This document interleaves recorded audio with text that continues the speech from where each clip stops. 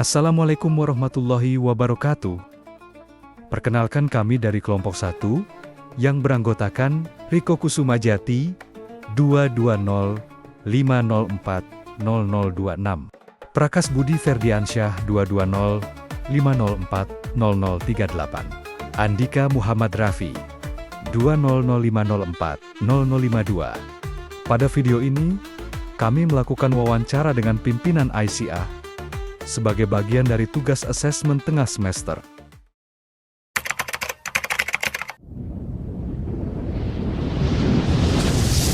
Apa itu organisasi Aisyah? Aisyah adalah organisasi perempuan di bawah Muhammadiyah, yang didirikan pada tanggal 19 Mei tahun 1917 oleh Kiai Haji Ahmad Dahlan dan istrinya, Siti Walidah. Nama, Aisyah, berarti pengikut, Aisyah, istri Nabi Muhammad SAW, dengan tujuan untuk memberdayakan perempuan dan melakukan dakwah Islam bersama Muhammadiyah. Kapan organisasi Aisyah didirikan? Dan siapa tokoh utama pendiri Aisyah? Selain itu, apa yang menjadi tujuan esensial pendirian Aisyah pada masa awal?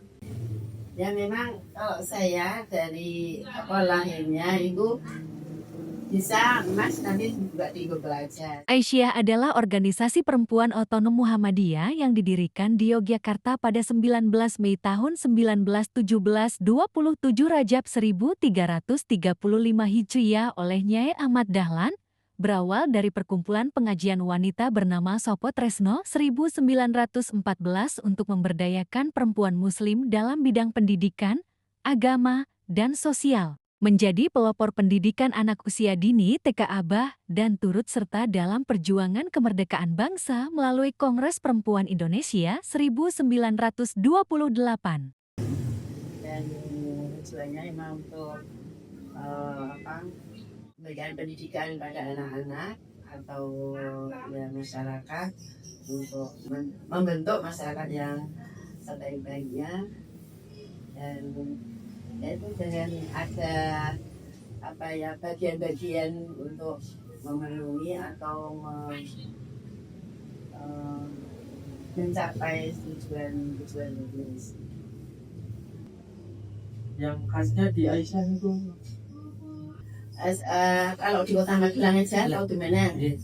Kalau di Kota Magelang itu kalau Aisyah amal usahanya itu hanya taman kanak-kanak TK Abah itu, di mana di Kota Magelang itu ada 8, 1 sampai 8, kemudian ditambah kelompok bermain, jadi ada 9 sekolah ya. Tapi kalau kegiatannya selain usahanya itu juga, kalau amal usahanya hanya nikah aja, tapi kegiatan yang lain itu juga ada seperti koryah toibah, koryah desa kampung yang baik, itu memang ada. Dan itu biasanya memang lockdown dari pusat, kemudian wilayah, daerah, cabang ya, itu memang kalau program-programnya kan dari pusat, tapi kan untuk di daerah setempat itu kan penyesuaian dari daerah sekitar. Tergantung, sebenarnya dari atas tuh ini tergantung di bawahnya mau implementasinya gimana. Yang mana itu yang sesuai kemampuan. Apalagi di Kota Magelang itu kan sempit ya, terus juga SDM-nya kan juga terbatas. Pertanyaan selanjutnya mengenai struktur kepengurusan di wilayah Magelang sendiri dengan Ibu selaku menjadi pimpinan, itu periodenya berapa lama? 5 tahun. 5 tahun. Ini 2022 sampai 2027 atau muktamar ke-48. Kalau untuk majelis atau lembaga utama yang ada di tingkat organisasi ini, itu apa aja? Yang di Kota Magelang? Ya.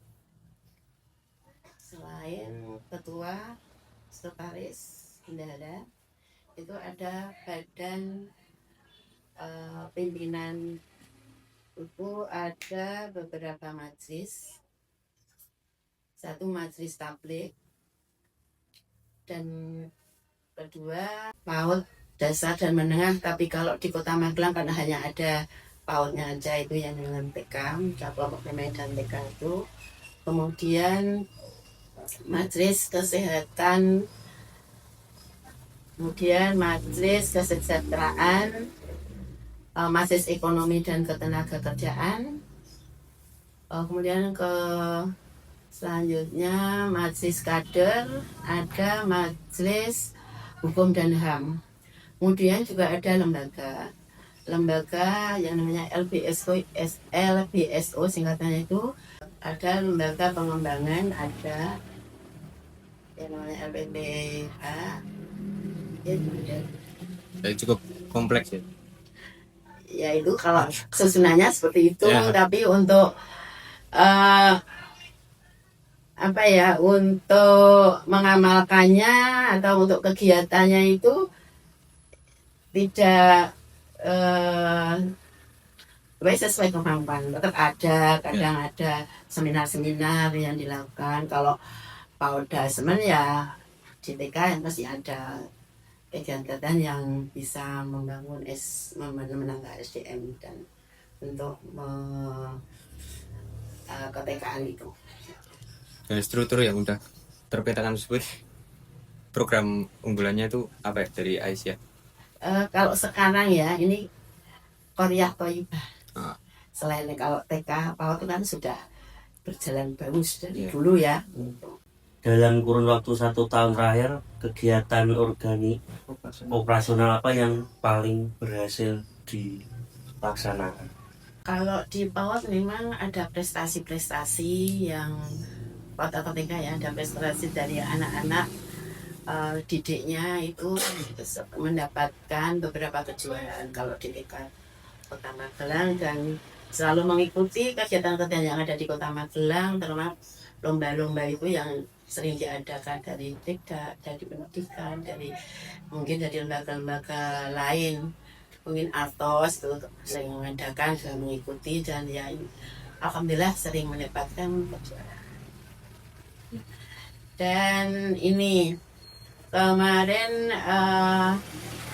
lembaga pengembangan itu ada seperti fintech untuk guru-guru TK. Jadi memang yang PAUD itu yang memang yang Utamanya berarti Ya, pengembangan PAUD. untuk PAUD. Pertanyaan terakhir, dari penjelasan program dan pelaksanaan atau program-program yang telah Ibu jabarkan tadi, sebagai penutup sesi wawancara ini, apa tantangan terbesar yang dihadapi dalam menjalankan program-program tersebut? hambatan atau tantangan ya dalam program-program itu.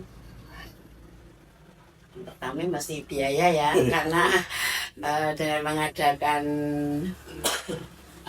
event-event atau acara-acara fintech semua mesti ada biaya, dan biaya dari untuk khususnya di Kota Magelang itu memang nggak ada pemasukan ya yang jelas, misalnya dari iuran-iuran itu nggak ada, hanya dari iuran-iuran murid itu memang ya ada, tapi tidak bisa untuk menutupi semua kegiatan yang ada di pimpinan daerah desa. Tapi juga selama ini dalam pembiayaan untuk kegiatan-kegiatan yang sebetulnya juga banyak kegiatannya di Kota Magelang itu, Layismu itu sangat-sangat membantu. Kemudian selain biaya ya, itu memang SDM di Kota Magelang itu sangat-sangat kurang. Jadi ya sangat kurang, sehingga ya double dalam menanganinya itu. Sebetulnya banyak juga kalau yang dari Aum itu, tapi karena bertugas di sekolah-sekolah jadi sampai sore, sehingga tidak bisa mengikuti kegiatan-kegiatan di situ. Dan ini ya digital sekarang, digital ya, jadi kita itu yang banyak yang aktif itu banyak yang sudah lansia-lansia, contohnya saya itu sudah buta dengan Iya, lewat. Kebanyakan yang di Kota Magelang loh, kalau yang di luaran sana nggak mungkin loh. Memang kalau dilihat, kalau kita pas ketemu di wilayah dan sebagainya itu, yang di atasnya itu orangnya memang ya udah pinter-pinter semua untuk IT itu. Berwawasan. Kita kebanyakan udah 60 lebih, seperti saya Berarti kali 65 lansia-lansia. kebanyakan Kebanyakan, itu ya, yang punya yang cabang aja iya. Ya saya kan di cabang ya. Iya, Cak. Kalau di daerah tidak ada, jadi tahu. Ya Bu, mungkin sudah cukup wawancara kali ini.